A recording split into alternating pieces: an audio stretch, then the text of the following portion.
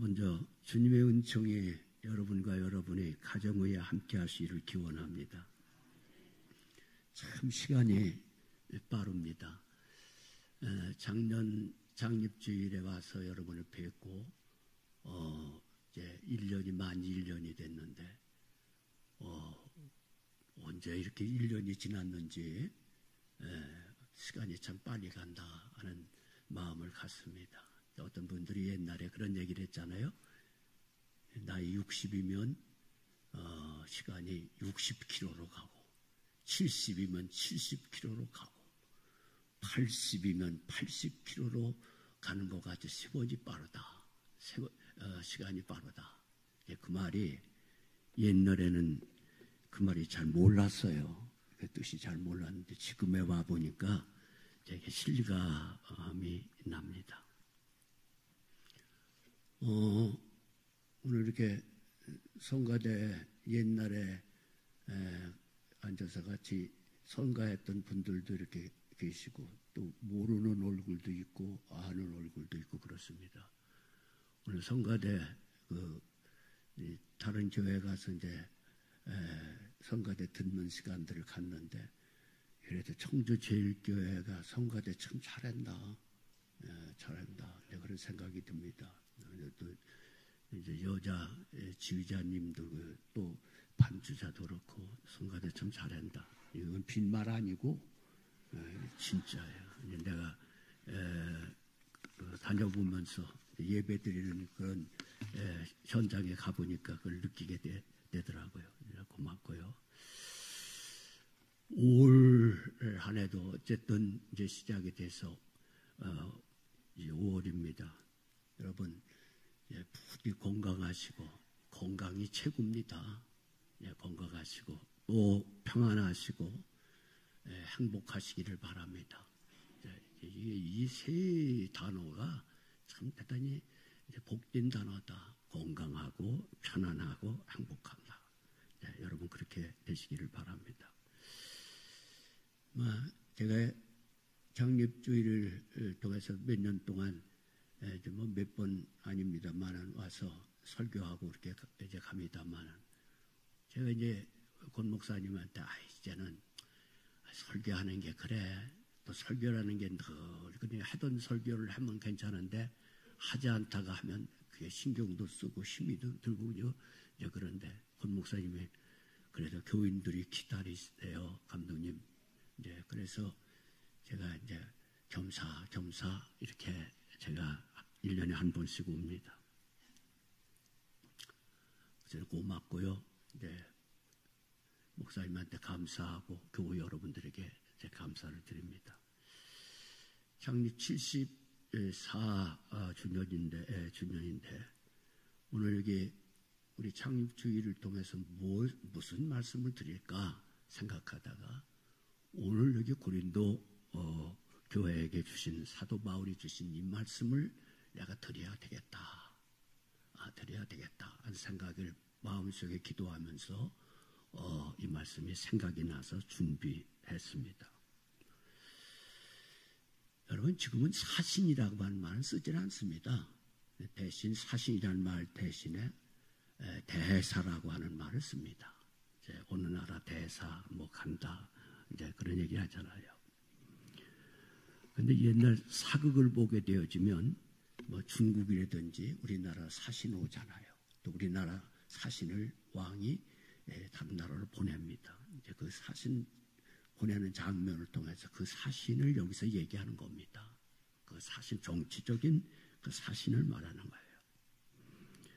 근데 사도 바울이 왜 여기 고린도 교회에 사신이라고 하는 말을 쓰는 역사적인 배경이 있습니다. 사도 바울이 복음을 전할 당시에 로마가 세계를 석권했어요. 로마가 다 여러 나라를 무력으로 다 점령을 했습니다. 그런데 여러 나라를 땅을 넓히다 보니까 왕이 또 황제 혼자서 그 나라를 다 통치할 수가 없어요. 그래서 이 사신을 10명의 사신을 황제가 선택을 해서 여러 구역별로 나라를 나라로 이들을 보내는데 이 사람들의 이름을 사신이라고 그때 부른 거예요. 메가토스로 사신이라고 이름을 부른 것이 바로 여기서부터 유래가 된 것입니다. 근데 여러분, 메가라고 하는 말을 많이 요즘 사용하지 않아요. 메가시티 뭐 이제 그런 얘기를 하잖아요. 그 메가라는 말이 뭐예요? 메가라는 말은 넓다, 광의적이다, 크다. 그래서 시가 크다, 넓다, 뭐 이제 그런 하는 거예요. 여러 나라를, 큰 나라를 사신을 10명의 사진을 보내서 그 나라로 이제 보내게 됩니다. 근데 사신이 자기 나라를 떠나서 다른 나라로 이제 가서 통치하러 갈 때 그 나라 사람들이 그 사신을 좋아했을까요? 좋아할 리가 없어요. 왜냐하면 자기 나라를 침략한 그 사신이 와서 자기 나라를 그걸 통치하는데 좋아할 나라가 어디 있습니까? 마치 우리 일본이 우리나라를 침략했었을 때 일본이 보낸 이런 뭐 대신이라든지 이런 사람들 오면 우리나라가 좋아했어요? 좋아하지 않았잖아요. 그래서 어떤 때는 퇴모하고 어떤 때는 막 죽이기도 하고 막 그랬잖아요. 그 좋아하지 않죠. 자기 나라 와서 자기 나라 사람이 아닌 다른 나라가 와서 통치를 하니까 좋아할 사람이 어디 있습니까? 사실은 그 나라에 가서 환영을 받지 못하고 칭찬을 받지 못하는 거예요. 이처럼 여기 그리스도인들에게, 로마의 교인들에게 사도 바울이 얘기를, 너희들이 그리스도의 사신이다. 그 정치적인 사신처럼 그들이 다른 나라에 가서 환영을 받지 못하는 것처럼 너희들이 세상에 가서 환영을 받지 못한다. 세상에 가서 환영을 받지 못한다. 그걸 각오하라. 그거 다 힘든 일이고 고통스러운 일이고 환난을 당하고 어려움을 당하지만은 그러나 그것을 각오하라. 그렇게 분부하는 것입니다. 여러분, 우리가 예수 믿는 우리들이 세상에 사는데 쉽지 않잖아요. 우리는 뭐 정직하게 살고 의롭게 살려고 그렇게 하는데도 괜히 주들한테 아무런 피해를 끼치지 않는데도 세상의 사람들이 우리를 욕하고 뒤에서 비난하고 트집 잡고 그랬잖아요. 자기들은 죄를 짓고 아무렇게 살아도 아무 상관이 없는데, 그래 예수 믿는 사람들이 조금만 죄를 짓고 잘못만 하면 야단 나잖아요. 야단입니다. 사신이 그 나라에, 다른 나라에 가서 살기 어려운 것처럼 우리 예수를 믿는 우리들이 세상에 사는 게 쉽지 않다. 여러 가지 어려움이 있다. 은퇴하신 사모님이 얘기하는 걸 들었어요. 은퇴하고 난 다음에 심심하니까 동네에 그 탁구장을 이제 갔던 모양이에요. 그 탁구장에 갔더니 처음에는 서로 신분이 누구인지는 몰랐었을 때는 서로 인사도 나누고 어떤 때는 커피도 이렇게 나눠 마시기도 하고 하는데, 목사의 신분, 사모의 신분을 알고 난 다음서부터는 슬슬 빠져나가고 주들끼리 놀고 여기 가서 그냥 혼자서 이게 그냥 가서 메토리처럼 있고 그래서 탁구도 치러 못 가겠다는 거예요. 아무 저들한테 피해를 끼친 것도 아니고 잘못하지도 아니었는데 그랬다는 것입니다. 여러분, 우리가 그리스도인이 세상에 사는 거 쉽지 않죠? 쉽지 않아요. 그러므로 오늘 여기 사도 바울은 그리스도인들에게 각오하라. 그런 거 각오하고 받아들여라. 그게 어쩌면 그게 숙명적인지도 모른다. 숙명적인 것을 받아들여라.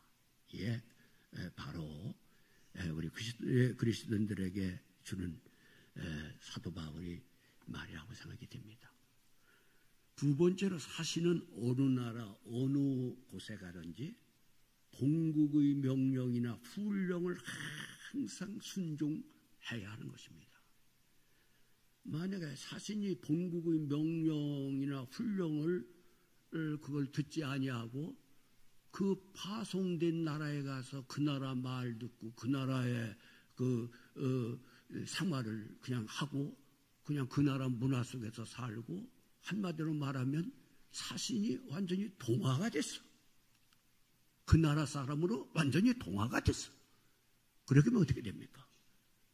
그 사신을, 그걸 사신이라고 얘기하지 않죠. 사신이 자격이 없는 것입니다. 이처럼 우리가 이 세상에 살 때 하나님의 명령이나 그리스도인의 신분을 잊어버리고 산다고 하면 그건 그리스도인입니까? 그리스도인이 아닌 것입니다. 이걸 생각을 해요. 가끔 우리가 예수 믿는 사람들이 세상 사람인지 예수를 믿는 사람인지 몰라. 뒤섞였어. 동화가 됐어. 이게 예수 믿는 거예요? 이게 세상 사람이요? 몰라. 이게 문제인 것입니다. 여러분, 예수님께서 그런 말씀을 하셨어요. 너희는 세상의 소금이야. 만약 소금인 너희들이 세상의 소금이 만약 그게 입맛을 잊어버리고 짠맛을 잊어버리고 소금의 맛을 잊어버리게 된다고 하면 그건 소금이냐? 소금이란 말할 수 없고 세상 사람들이 다 밟아서 다 밟아 없앨 거다 하는 것입니다. 여러분, 우리 정체성, 흔히 얘기하는 정체성, 아이덴티티, 정체성, 그리스도인의 정체성, 어느 곳에 가든지 그리스도인의 신분이라고 하는 것을 항상 지키고 사는 것. 하나님의 명령과 율례를 따라서 살고 어떤 생활이든지 어떤 환경이든지 항상 그리스도인의 신분, 자세 가지고 살아야 된다 하는 것을 잊지 말아야 할 것입니다. 제가 늘 얘기하죠. 은퇴하고 난 다음에 한 달에 한 번씩은 제 친한 친구하고 더 이렇게 역사 여행을 한다고 제가 지난번에 언젠가 말씀을 드린 적이 기억이 납니다. 지난번에 남한산성을 갔어요. 남한산성을 간 지 여러분 잘 알잖아요. 병자호란 때 남한산성 거기서 이제 인조가 왕이었을 때 남한산성으로 피난 갔잖아요. 그리고 얼마 꽉 그냥 그 청나라가 와서 군사가 완전히 에워싸서 그 물도 먹을 것도 내보내지도 못하고 들어오지도 못하고 꽉 보유했어요. 그래서 인조가 나중에 그 남한산성에 내려와서 삼전도라고 고여동입니다. 지금으로 말하면 강동구 고여동이에요. 고여동에 12월 달에 찬 바람이 분호 꽝꽝 온 데서 무릎을 꿇고 일개의 나라의 왕이 무릎을 꿇고 얼굴을 이마에 땅을 대고 절을 합니다. 그것도 몇 번씩 아주 정말 수치스러운 항복을 합니다. 그리고 그의 아들, 여러분 잘 양명, 복명 이 두 아들을 볼모로 청나라가 데려갑니다.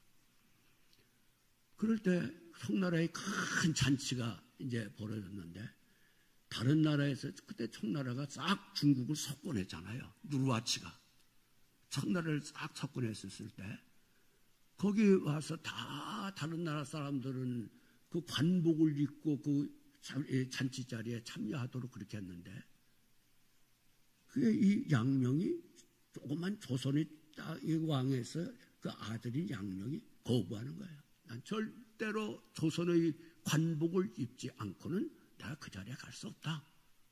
난 그 자리에 못 간다. 거부하는 것입니다. 근데 누구 앞에서 거부해요? 그 누르하치가 누군데? 아주 무서운 사람 아니야. 아주 진짜 무서워. 사극을 여러분 보시면 알잖아요. 얼마나. 그런데 누르하치가 이 사람의 기계를 보고 양명의 기계를 보고 야 대단한 놈이다. 참 대단한 놈이다. 자기 나라의 정체성을 잊지 않겠다. 죽으면 죽는다. 죽으면 죽는다. 그 모습을 보고 누르하치가 크게 감동을 받았다는 지루화가 있습니다. 제가 오늘 왜 얘기를 합니까? 그리스도인들은 어떤 상황이든지 어떤 곳에든지 우리의 신분을 잊어서는 안 되는 줄로 믿으시기 바랍니다. 항상 이거 생각해야 돼요. 쉽게 잊어버려. 쉽게 동화되는 거예요. 이 신분을 잊어서는 안 된다. 어느 곳에 가든지 생각해야 됩니다. 실제로 사실은 권세가 주어지고 영광이 주어집니다. 황제가 사신을 보낼 때 어떻게 보내요? 그냥 보냅니까? 황제의 고난을 그에게 부여해서 보냅니다. 나를 대신하는 사람이다. 근데 이 황제가 그곳에 가서 파송된 데 가서 그 황제가 준 그 권세를 가지고 잘 사용하면, 그 백성을 위해서 잘 사용하면 칭찬을 받아요? 칭찬받지 않아요? 칭찬받게 돼 있어요. 칭찬받습니다. 근데 그 사람만 칭찬받고 영광을 받습니까? 그렇지 않잖아요. 그를 보낸 황제까지도 칭찬받고 영광을 받게 되는 겁니다. 이와 마찬가지로 우리 그리스도인들이 이 땅 위에 사는 동안에 하나님이 주신 이 권세를 가지고 잘 사용하면, 권세를 잘 사용하면 거기 파송되어진 이 사신도 칭찬을 받지만은 그리스도의 주님이죠. 그 보낸 황제가 누구이겠습니까? 하나님 아닙니까? 하나님도 칭찬을 받지만은 그 사신뿐만 아니라 누구도 칭찬을 받아요? 우리 주님과 하나님도 똑같이 칭찬을 받게 되는 줄로 믿습니다. 본인 아니에요. 본인뿐만 아니에요. 그를 보낸 주님 하나님까지도 영광을 받게 되어진다. 항상 이것을 생각하면서 우리가 어느 곳에든지 우리가 그리스도인으로서 주어진 어떤 선한 영향력을, 권세를 가지고, 하나님이 주신 권세를 가지고 선한 영향력을 끼치는 성도 여러분이 되시기를 주의 이름으로 부탁을 드립니다. 어떤 분이 다른 곳에서 이사하다가 이 교회를 이사를 와서 이제 다른 교회 나갔답니다. 근데 목사님이 이제 이사 왔으니까 교인들한테 소개를 한 거예요. 이분이 다른 데서 어느 곳에서 이사를 왔다. 그래서 소개를 해서 그러니까 여러 교인들은 다 알죠. 이 사람이 우리 교회에 나오신 분이다. 그렇게 다른 곳에서 이사 오신 분이다. 다 알죠. 근데 이 사람은, 이사 온 이분은 알 수 있습니까? 교인들이 많은데 알지 못하잖아요. 근데 오늘 이제 이사 왔으니까 시장도 이제 어디 있나 이제 보러 갔는데 아마 이 콩나물을 살라고 콩나물 집에 가게에 이제 갔던 것 같아요. 근데 콩나물 가게 집에 가서 이 깎기를 좋아했던 것 같아. 이 사람 그냥 콩나물 몇 푼이나 된다고 그렇게 깎고, 그 뭐 얼마나 깎고 달라. 거기다가 또 덤을 닦고 달라고, 덤을 달라고 그러니까 서로 신경질을 이렇게 하니까 그 사람이 뭐라고 얘기하는 거야. 나중에 콩나물 장사가 지난번에 우리 교회에 오셔서 내가 도움으로 더 드린 겁니다. 그래더라는 거예요. 그 소리를 듣고 얼마나 창피한지 그냥 그래서 그냥 주랭랑을 쳤다는 얘기 있어요. 주랭랑을 쳤다는 거예요. 어떤 분이 보면 여자들한테 인기 없는 말만 하고 앉았네. 다예요. 백화점에 두 분이 여성분이 백화점에 갔대요.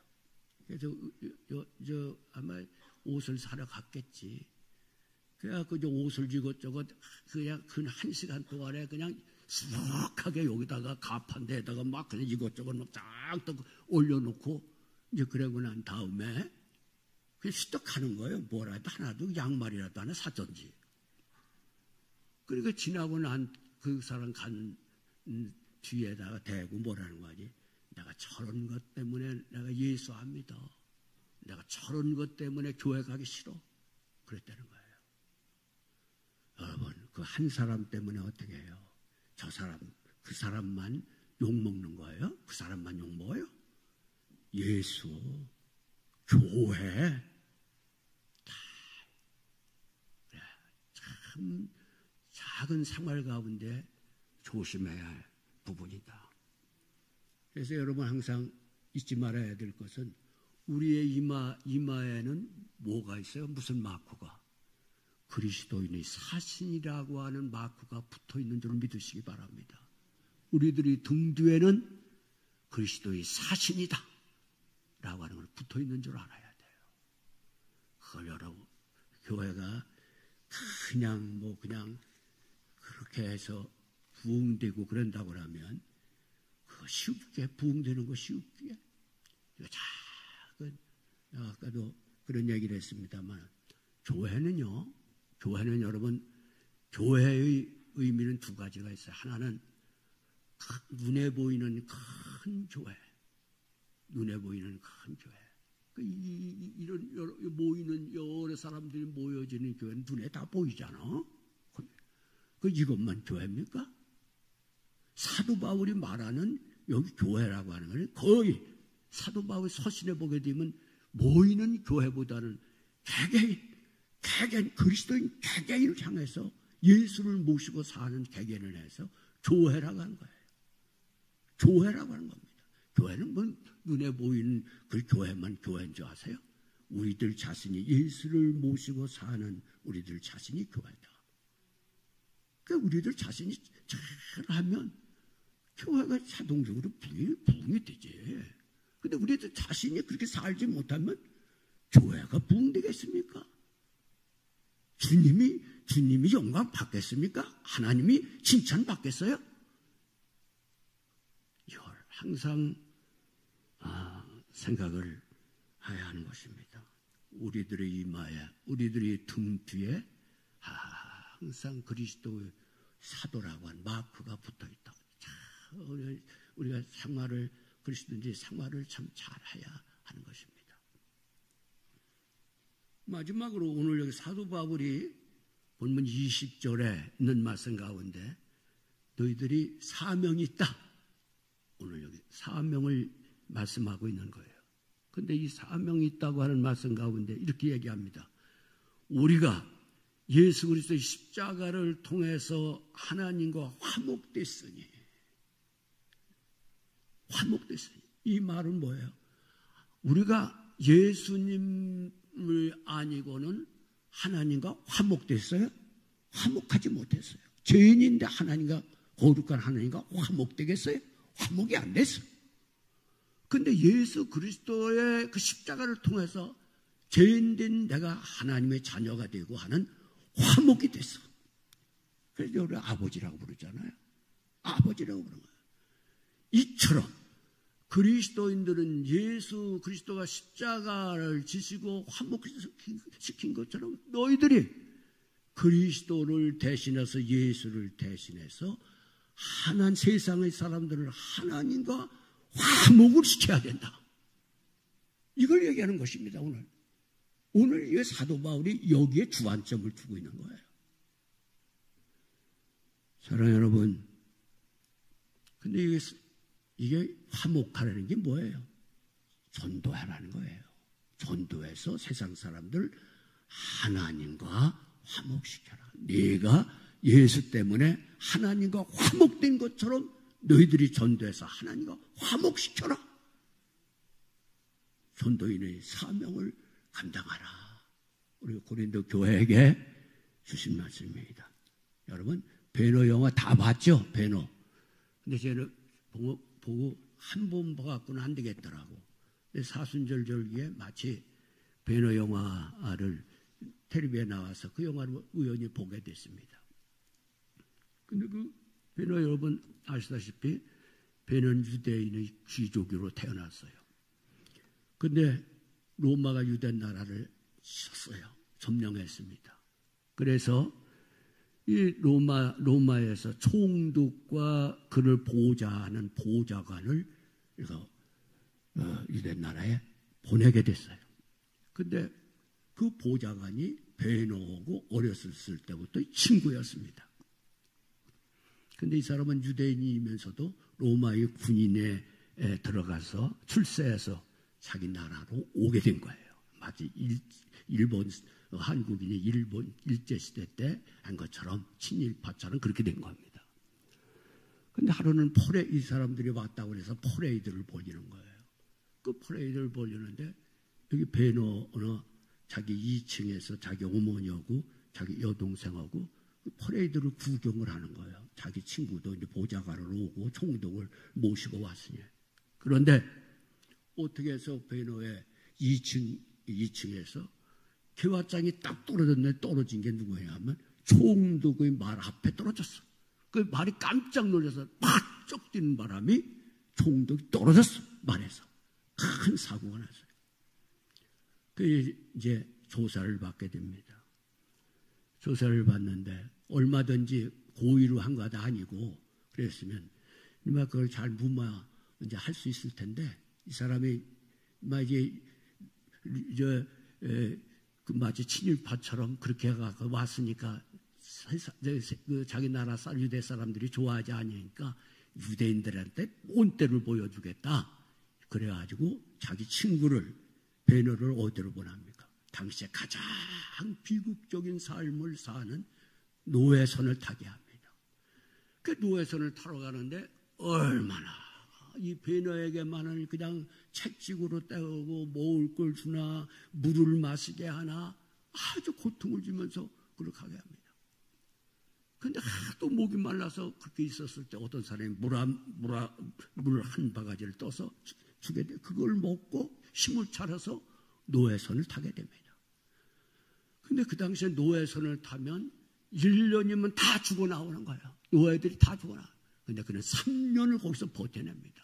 그 3년을 버틴 건 다른 것이 아니라 내가 끝까지 복수해야 되겠다. 내가 끝까지 복수해야 돼. 그 일념으로 3년 동안을 노예선을 타게 됩니다.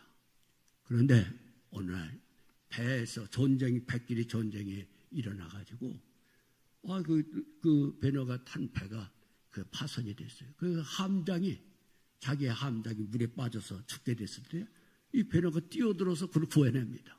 그걸 인연으로 해서 그 양아들이 되고 로마의 이제 아주 신분을 얻게 되는 겁니다. 그런데 어느 날 로마의 대 이벤트 전차 경기 마차 이제 그냥 예전에는 마차 가지고 싸웠잖아요. 마차 경기를 하는데 자기 원수인 친구가 거기 출전한다는 거예요. 그 베너가 나도 이런 기회에 원수 갚을 기회다 생각하고 출전을 합니다. 그 두 사람이 특히 여러분 영화에 보게 되면 기가 막히게 서로 사냐 죽냐 그런 하잖아요. 그런데 마차에다가 전차에다가 칼날을 달아가지고 나중에는 어떻게 합니까? 그 베너의 그 차를 완전히 부숴버리잖아요. 그 베너가 죽을 줄 아는데 뒤집혀서 베너의 친구가 죽게 됩니다. 원수는 갚았지만 마음에 항상 그 마음에 풀리질 아니하는 거예요. 그래서 어머니 동생이 어떻게 됐나 가서 찾아갔더니 어머니와 동생이 굴 속에서 그냥 문둥병이 걸려서 있는 처참한 모습을 보게 됩니다. 이때 어떤 사람이 유대 나라에 아주 기적을 하고 신유의 은사를 가지고 그 유대 나라에 있는 사람이 있다. 그 사람한테 가면 고칠 수 있다 하는 얘기를 듣고 자기 어머니와 동생을 데리고 찾아갑니다. 근데 찾아갔는데 보니까 그가 십자가를 지고 쓰러지고 넘어지고 하면서 물을 마시지 못하고 하면서 채찍을 맞으면서 언덕으로 올라가는 거예요. 그 모습을 보고 있었던 베너가 옛날 생각이 나는 거예요. 내가 그때 노예선을 탈 때 그 누가 물 한 모금 주지 않았는데 어떤 사람이 물을 주었던 생각을 해서 물 한 바가지를 떠다가 그에게 줍니다. 주는 순간 깜짝 놀랐어요. 그가 누구냐면 자기를 물 주었던 사람이 바로 그거야.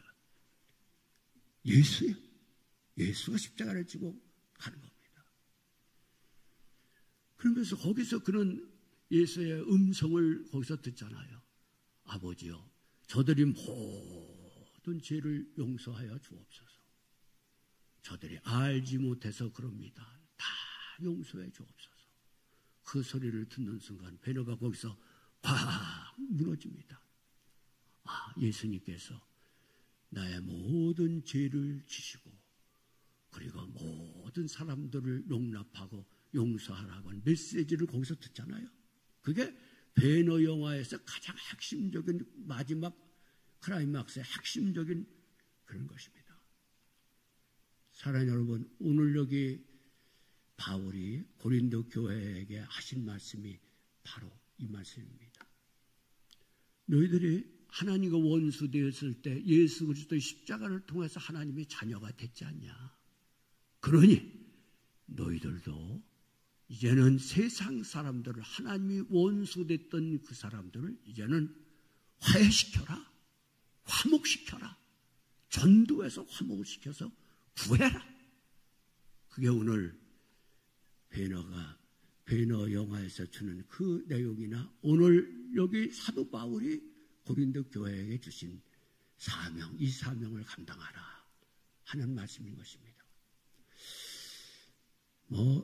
모든 설교의 마지막 결론은 뭡니까? 그건 다른 게 아니에요. 핵심은 다른 것도 아닙니다. 그거는 우리가 복음을 전하는 일입니다. 이건 누구든지 마찬가지예요. 누구든지 설교의 핵심은 여기로 집착하는 겁니다. 복음을 전하는 것. 오늘 우리가 지금 사는 세상은 참 힘든 세상 아닙니까? 참 복음, 오늘 목사님하고 잠깐 동안 이렇게 얘기를 나누는 동안에 참 힘든 세상입니다. 이게 더군다나 코로나 거쳐서 교인들 잘 모입니까? 잘 모이지도 않고 지금 전도하는 사람 여러분 봤습니까? 봤어요? 전도하는 사람 보질 못했어요. 옛날엔 그래도 전도하는 사람이 있으면 지금 보지를 이만큼 전도가 어려운 거예요. 그래도 우리 교회 오늘 이렇게 와서 보니까 그래도 교인들 여러분들이 이렇게 많이 참석하신 거 참 다양해요. 여기에 족하면 안 돼. 여기에 만족하면 우리가 전도하지 아니하면 교회는 끝나는 겁니다. 교회는 소용이 없어요. 교회 뭐 있으나 전도하지 않는 교회고 존재할 필요가 있습니까? 존재 못하는 것입니다. 우리 모두가 전도하는 열심을 회복해야 될 줄로 믿습니다. 창립 74년이에요. 성숙한 교회입니다. 우리가 이만큼 교회가 좋은 교회, 은혜로운 교회, 편안한 교회 됐으면 이제부터는 여러분들이 새로운 일을 감당해야 될 줄로 믿습니다. 세상이 안 해도, 다른 교회가 안 해도, 다른 교파가 안 해도 창립 74주년을 통해서 우리 교회가 해나가는 그런 운동이 회복되어지는 청주제일교회 여러분이 되시기를 주의 이름으로 축원합니다. 그래서 우리가 앞으로 청주제일교회 늘 소문난 교회, 은혜로운 교회, 전도하는 교회, 생명 살리는 교회가 되어지는 여러분이 되시기를 주의 이름으로 축원합니다.